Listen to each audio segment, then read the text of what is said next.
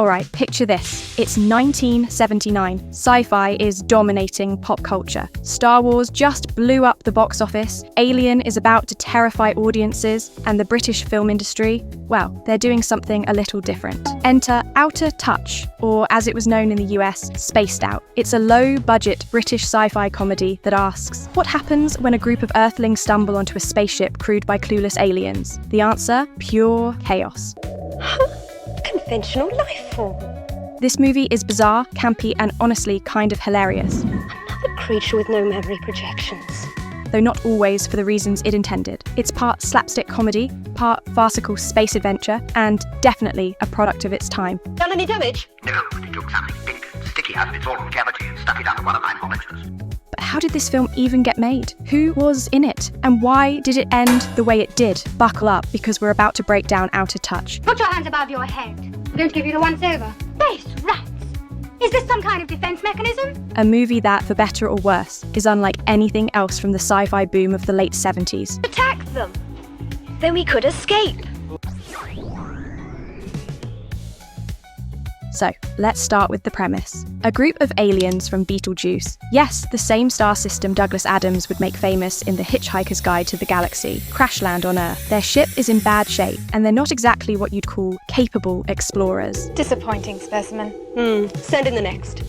This crew is entirely female. There's a no-nonsense captain, Skipper, played by Kate Ferguson. There'd be too much expense. We've got to feed them and keep them warm. And entertain them. The curious nurse, Cozier, Glory Annan. I've been doing some in-depth research on the little alien. And the hyperactive engineer, Partha, Ava Cadell. Shut up and plug out. Yes, I think so. Take it easy. Enter the Earthlings. We've got Oliver, a mild-mannered guy played by Barry Stokes. I love her, damn it, but she won't let me near her. It's driving me to distraction. And his uptight fiancée, Prudence, Lynn Ross. We're married, Ollie. You can have it as much as you want. On Saturday nights, anyway. Then there's Cliff, a middle-aged guy who's just out walking his dog. I say keep quiet. Christ, I must do something about my sex life. I'm beginning to hallucinate. Played by Michael Rowlett. And finally, we have Willie, a young and somewhat clueless shop assistant, played by Tony Maiden. I've gone blind. They told me it was no wise tale. The four of them stumble onto the alien ship, and before they know it, they're taken off Earth, heading into deep space. There, I got a lovely exposure. Oh, really? Now, the film really leans into its comedy, sometimes intentionally, sometimes not. One of the first mix-ups happens when the aliens see a herd of cows approaching their ship. Since they have no idea what Earth animals are, they assume the cows are some kind of hostile invasion force Seems to be a highly organized encircling maneuver. and panic launch their ship into space, ignoring all the ship's warnings about its damaged systems. If you don't do something about the condition of this ship, there will be a state of total non-function within 2 hours. From here on out, it's a series of ridiculous misunderstandings and over-the-top reactions. The aliens, unfamiliar with human anatomy and behavior, decide to study their new passengers. Could you remove your remaining garment, please? I have to have a visual record of the small vestigial limb located beneath your stomach. They put the men through a series of absurd tests: strength, intelligence, combat skills, you name it. Oliver and Cliff fail spectacularly, but Willie somehow keeps succeeding. Come with us, Willie. You'll have much more. Mostly by accident. This earns him a weird kind of hero status aboard the ship. On the other hand, there is Cozier. And I thought you were an intelligent member of your species. In one scene, he's placed in a combat against Skipper, and by sheer dumb luck, he avoids all her attacks, causing her to collapse from exhaustion. Are you all right? Meanwhile, Oliver is having a full-on identity crisis. He seeks advice from the ship's onboard computer, the talking Wurlitzer jukebox. I play squash, rugger, I go for long runs. Yes, you heard that right. And in the UK version, it's voiced by Bill Mitchell, while in the US, the voice was none other than Bob Saget. Because sure, why not? It's no good at all. So what happened to the caveman? Now, just when you think this film's going to end on a light-hearted note, bam, the ending comes out of nowhere. The aliens, now convinced that Willie is some kind of superior life form, offer to take him with them, while sending the rest of the humans back to Earth. You will be returned to your place of origin in precisely as soon as possible. At first, Willie isn't too keen on the idea, but eventually, he agrees. The ship takes off for one final time. All right. All right, I'm gonna come with you. And then it explodes, just like that. Willie, the aliens, the ship, all gone. We're left with nothing but the voices of the computer and the Wurlitzer jukebox. Who are you? Ship's computer.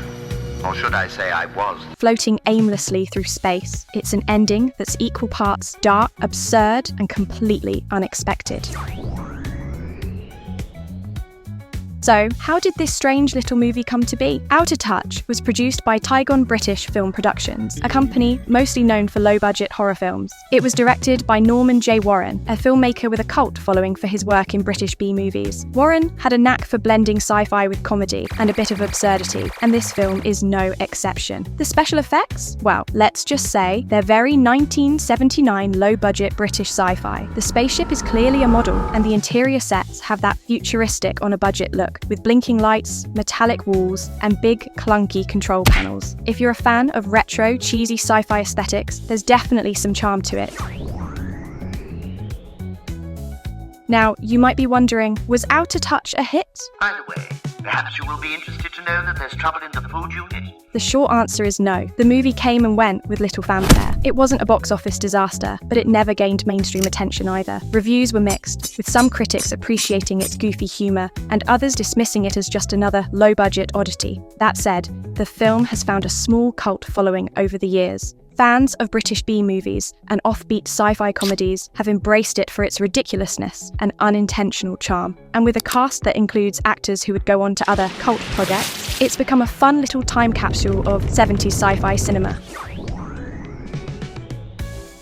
So, is Out of Touch worth watching? If you're into campy, low-budget sci-fi comedies with weird plots and bizarre humour, absolutely. It's one of those movies that's best enjoyed with friends, maybe with some popcorn and a few drinks. It's definitely not a Star Wars or an Alien, but it never tries to be. Instead, it's a strange, silly, and completely unique entry in the world of late 70s sci-fi cinema. If you ever get the chance to watch it, go in with an open mind, and maybe don't think too hard about the ending. Come in, please. Did you intercept the alien? Affirmative. I have it under close surveillance. Alright, that's it for this deep dive into Out of Touch. If you enjoyed this breakdown, don't forget to like, subscribe, and let me know in the comments. What's the weirdest sci-fi movie you've ever seen? Until next time, keep exploring the strange side of cinema. Where we come from, there's no one like you. You'd be unique, supreme, unchallenged.